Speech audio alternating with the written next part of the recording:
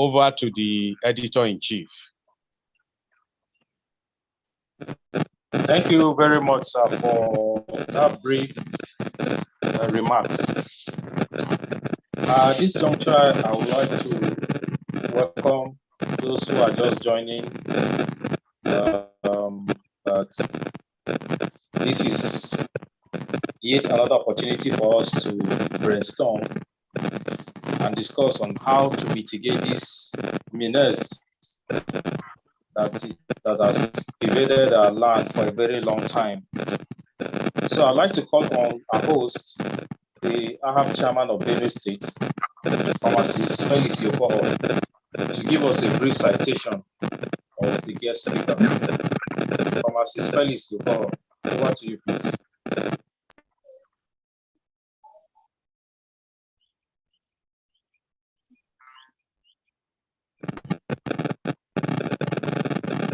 Our host, Pharmacist Yokoho Felix, Benue State AHAB chairman, over to you.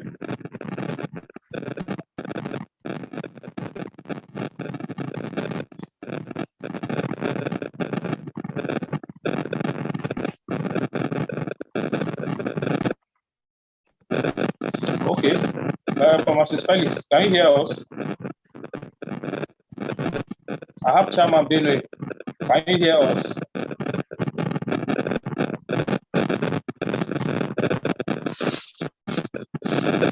Our guest speaker, Pharmacist Festus Abula, is a fellow of the West African Physiology College of Pharmacists, an assistant director with the Benue State Health Management Board, and is a pharmacist in charge of one of our biggest hospitals in Benue. He's our guest speaker today. So at this juncture, I'd like to call on our guest speaker, Pharmacist Festus Abula, to continue from here.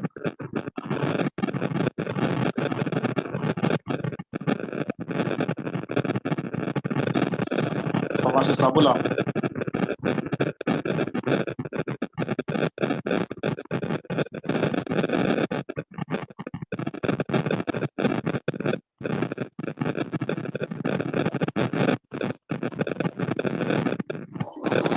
Please unmute and continue, please. Hello? Yes, I can hear you.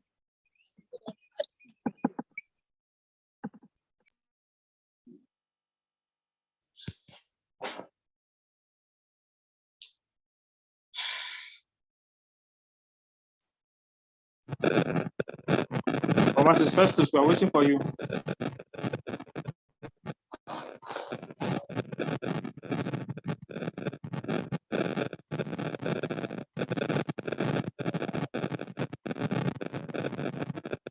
Pharmacist Festus.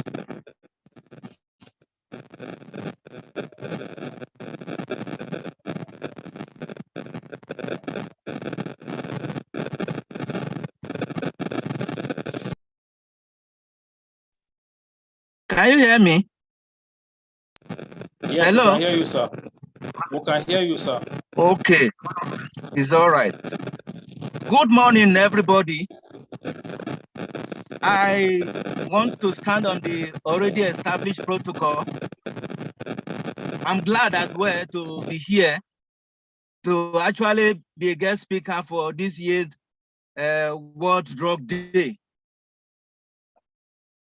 Like the moderator and our national chairman has said, this is actually a great opportunity for us as pharmacists to actually have an input on how to control drug abuse. Like we all know and we have heard, this year's topic is People First, Stop Stigma and Discrimination and Strengthening Prevention.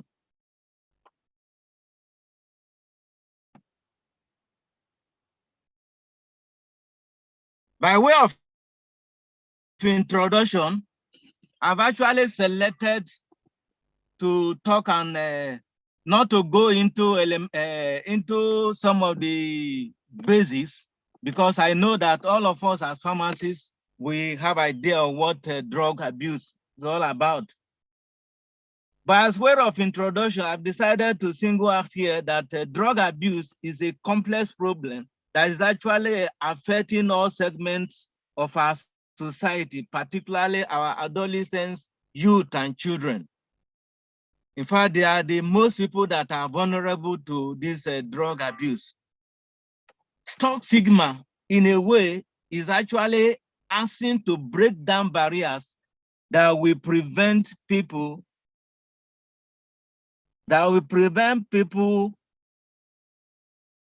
not to admit that something is wrong when in actual sense something is really wrong.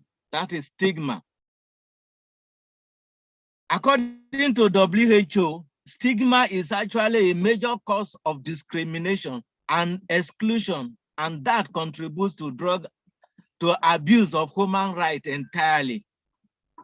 Discrimination, on the other hand, is the unfair treatment of people based on some criteria using gender, age, race, drug abuse, and some certain health conditions like HIV.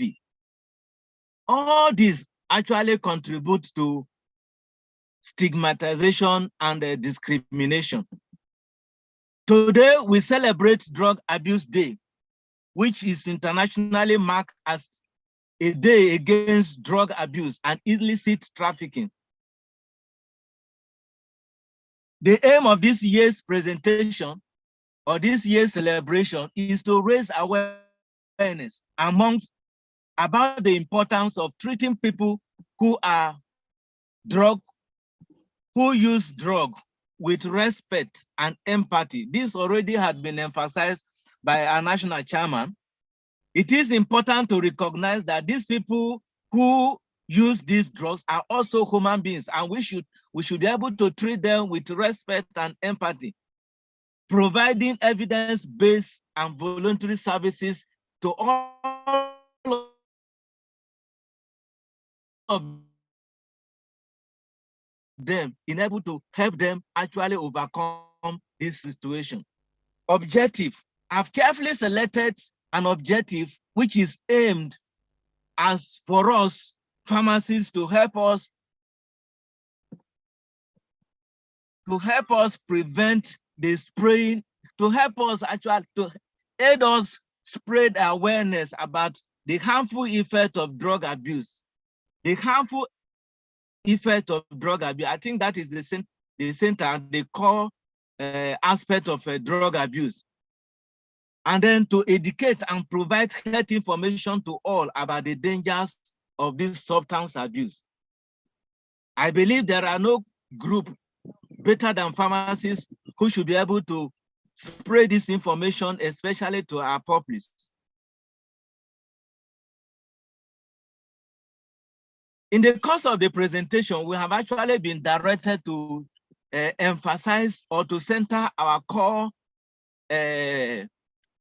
concentration on types of drug prevention control. Here, drug prevention and control is a process that attempts to prevent the onset of substance use or limit the development of problems associated with using psychotropic substances. Yes, anything at all that we can put in place to be able to limit the development of problems associated with psychotropic substance use is what we are targeting. And this includes one, examination of risk factors that will likely trigger abuse, elimination of risk factors that will trigger drug abuse. Here, I must emphasize that although many people use drugs, and not all of them end up becoming addicted to it, but literatures have shown that a good number of substance users end up being emotionally and physically attached to the drug. And that is why it is important that we have programs that will be able to eliminate the risk factor. Another one is to avoidance of temptations and peer pressure. Friends and peers have a great impact on our lives, and sometimes the impact can be negative and can come with negative consequences. In many cases, people start using illicit drugs to better fit into their social class. And as human beings have always been having the habit of not wanting to be left out. So in this pursuit, the individual has the temptation to actually lure into joining the peer groups that will make the person to begin to abuse drug. Another one is seeking help from mental illness. Psychological problems such as depression, anxiety can lure one into the use of drug. This is true. Mental illness can be a significant risk factor for later development of substance use disorder. Sometimes it's very difficult for people to actually seek help for mental illness, but mental illness is also a very great risk factor for the development of drug abuse. And so it is important that we recognize the fact that one has to actually seek help from mental illness. Any organizations at all that has something to do with mental illness, we must seek help early. Type of prevention control, drug prevention control continue here as one of our core purpose for this year's presentation is raising awareness and reducing on the prevention of substance abuse, raising and creating awareness. This we can do it in many ways and in many forms. And then keeping a well-balanced life. When we talk about a well-balanced life, this is actually not connected with a well-balanced diet, but a well-balanced life where somebody must balance the activities the person engaging on daily basis. Now, what are the basic prevention strategies? Here we are actually asked to focus on what is on ground. So I have decided to bring out these points for us to actually think about it and brainstorm together. Information dissemination is one of the strategies that can actually aid in basic prevention. Prevention education, that is providing prevention information from time to time periodically. Problem identification and referral, we must actually try to identify problems and what has actually caused the problem and make referral adequately where we cannot have any solution to such a problem that have been identified. Community-based involvement, communities must be involved. If really we are talking about people first, it means communities must be involved because the perception of the community, the perception of the environment will actually determine whether people will be stigmatized or discriminated. Then environmental approach. There are many things that can be put in an environment that will actually decrease the effect of drug abuse or try to minimize the effect or the association with drug substance use. Now, this is the basis for all of us as pharmacists and the call of this presentation. How to strengthen prevention and pharmacists' involvement. One, as pharmacists, we have the responsibility to monitor the sales of prescription drugs to our youth. I know that many of us who are pharmacists are involved either directly or indirectly in the sales of drugs or are either in the hospital or in the community. So it is important that we monitor the sales of these psychotropic substances to our youth. This will go in a very long way in helping to curtail the use of substance abuse. Then, like what is currently on ground, collaborating with NDLA to coordinate efforts to eradicate drug abuse and provide support for rehabilitation and treatment of affected individuals. This is actually very important. The war against drug abuse cannot be won by pharmacists alone. And so we need to collaborate with all government agencies, responsive government agencies, to be able to coordinate the activities effectively in order to support those who are already addicted to this drug, since we are talking about people first. We should be involved in providing counseling to drug users. This is very important, and this should be taken very serious, especially in our daily encounter with our client. We must provide drug counseling to all the drug users. And this is one of our core components of pharmaceutical care, counseling of clients that come our way on a daily basis. Educating ourselves and others to respond to misconceptions and negative comments by sharing facts and experiences. This is very important because even as pharmacists today, we have people who have misconceptions and respond negatively to some of the comments that people make about drug users and people who abuse drug. This is very important for us to actually make our comment based on facts and the experiences that we have gathered in the past.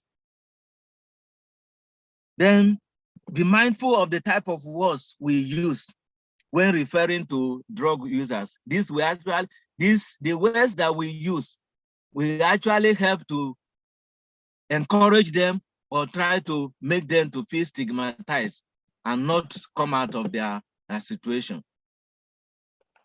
Another way that we can strengthen prevention and the involvement of pharmacists is to promote the development of environmental policies that are designed in a way that will make availability and demand of this drug reduce.